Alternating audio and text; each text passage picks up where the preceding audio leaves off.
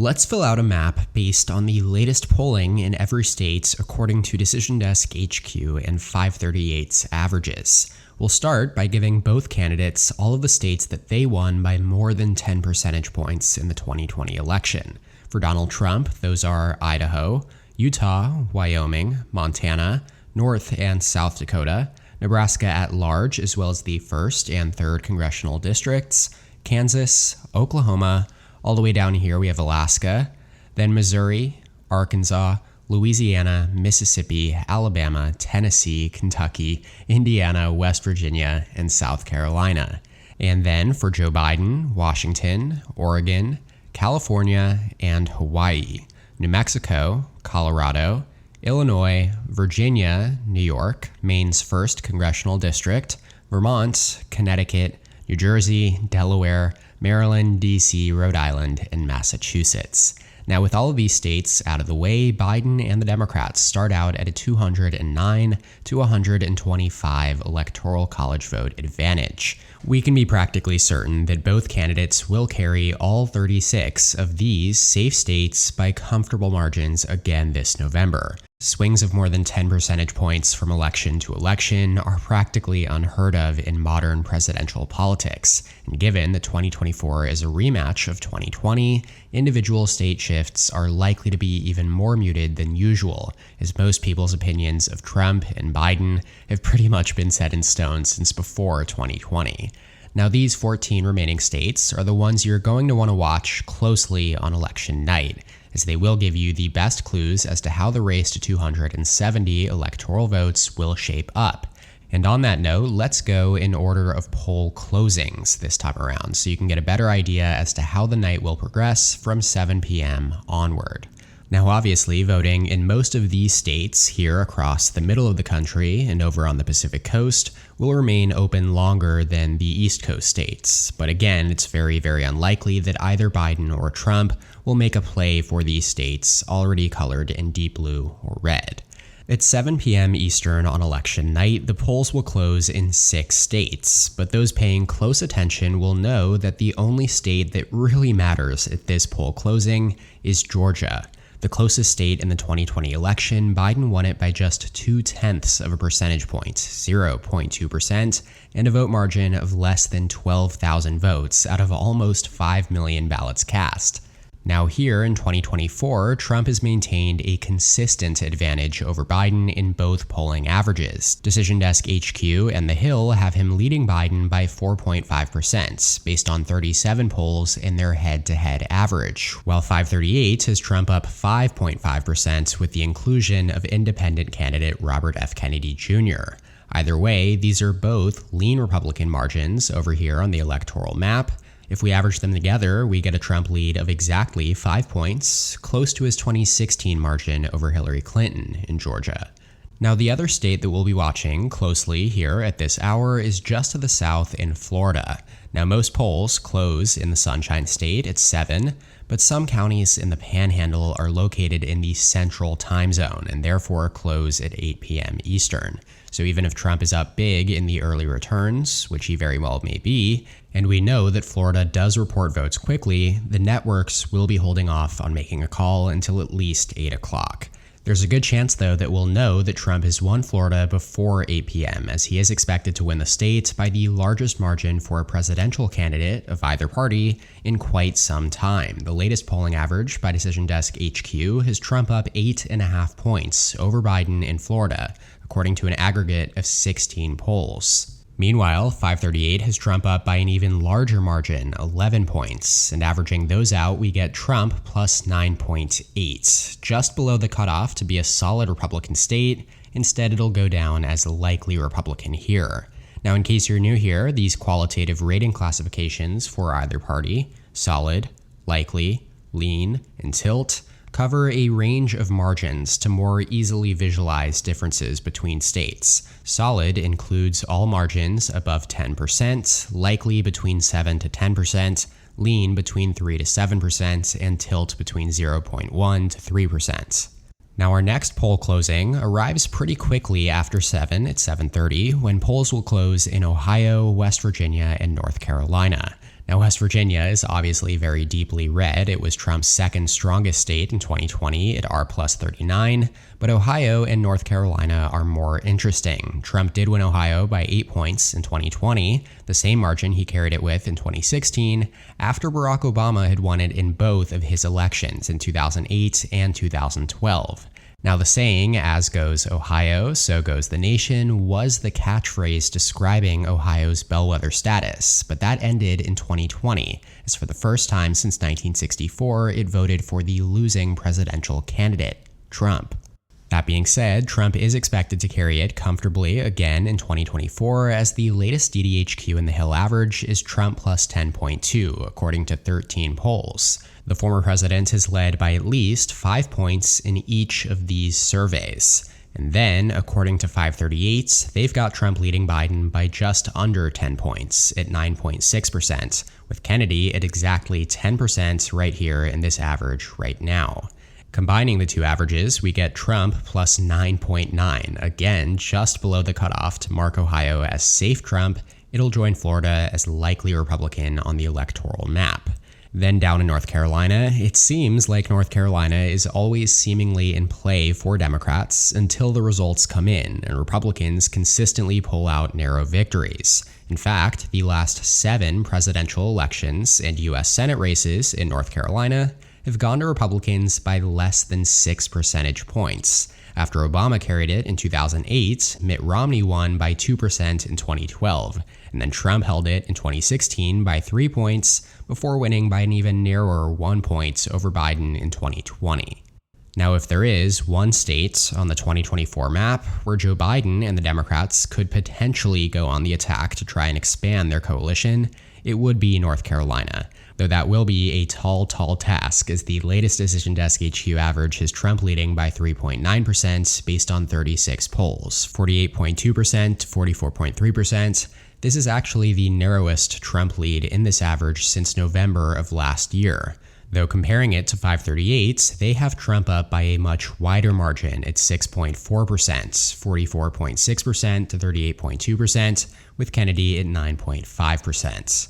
Now, notably, RFK Jr. has qualified for the ballot in North Carolina, so it is worth noting that Trump does seem to be doing better in this average that includes the independent. Combining the averages, though, we get Trump plus 5.1, almost the exact same margin as in Georgia, and so the Tar Heel state joins the Peach State as leans Republican. Our next poll closing at 8 p.m. is the largest of the night. More than 180 of the 538 electoral votes available are at stake at this hour, including the quintessential battleground of Pennsylvania, along with New Hampshire and Maine in the Northeast, plus most counties in Texas will start reporting votes around this time as well. Though, as is the case in Florida, the most western counties, primarily El Paso over here, remain open until 9 Eastern, so Texas, like Florida, will not be called before then at the earliest. Let's start in Pennsylvania. The Keystone State in name and practice was notoriously slow at counting votes in 2020, as Biden won the state over Trump by just over a point. Trump had become the first Republican to win here since 1988, as he did defeat Hillary Clinton by 0.7% in 2016. This is a state that the Biden campaign pretty much cannot afford to lose. It is very, very hard to see a viable path to 270 for the incumbent if he does lose Pennsylvania, where he was born, and where his appeal as a candidate is most tailored to the demographics of. Still, though, according to DDHQ, Trump does lead here by 1.5 points, based on 52 polls. More polls have actually been added to this average than any other battleground, highlighting just how much attention we can expect Pennsylvania to get over the coming months. Comparing this, though, to 538, we see Trump leads Biden by 2.1% here, 43.1% to 41%. Combining these averages, that gets us to Trump plus 1.8, a tilt Republican margin. That lifts Trump up to 223 electoral votes now, and with states like Texas, 40 electoral votes, and Iowa, 6 electoral votes, still not yet assigned a rating, you can already begin to imagine just how dire the 270 path for Democrats becomes with a loss here in Pennsylvania. Up in New England now, both New Hampshire and Maine have been reliable blue states over the last 4+ election cycles. Biden won New Hampshire by 7 points and Maine by 9 points in 2020. The latest average from Decision Desk HQ and The Hill has Biden leading by 3.7% in New Hampshire, based on exactly 10 polls. Now, unfortunately, 538 has yet to generate an average for New Hampshire, but based on the polls, you can see here that we can assume it'd probably spit out a margin similar to that of DDHQ, and therefore let's place New Hampshire as lean Democrat here. Up in Maine now, neither DDHQ nor 538 have a polling average for Maine just yet, as it seems there are not enough polls. So why not make our own average then by combining the latest polls here, Trump +2, Biden +17, Trump +6, and then Biden +1. Averaging those out, we get Biden +2.5, which is a tilt Democrat margin. Remember that Maine and Nebraska split their electoral votes, awarding 2 to the statewide winner and 1 per congressional district. The second districts in both states are the ones to watch, as Trump won Maine second in 2020 by 7 points, while Biden won Nebraska second by 6 points. Unsurprisingly, we don't have any polling averages for either district itself, so again we can create our own. In Maine, there are 2 polls for the second district, and they are Trump +20 and Trump +14, so we can place it down as solid Republican on the map.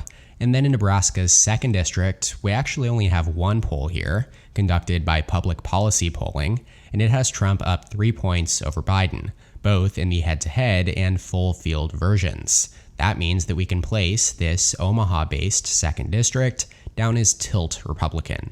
And so that brings us up to our 9 p.m. poll closing now. Now this is when things will really start to get going on election nights, as not only will we have more results out of these previous states, but we'll start getting our first returns out of Michigan, Wisconsin, Minnesota, Iowa, and Arizona. At this point, we're also likely to have most of the vote in out of Texas, as they do tend to report their early and absentee votes pretty quickly.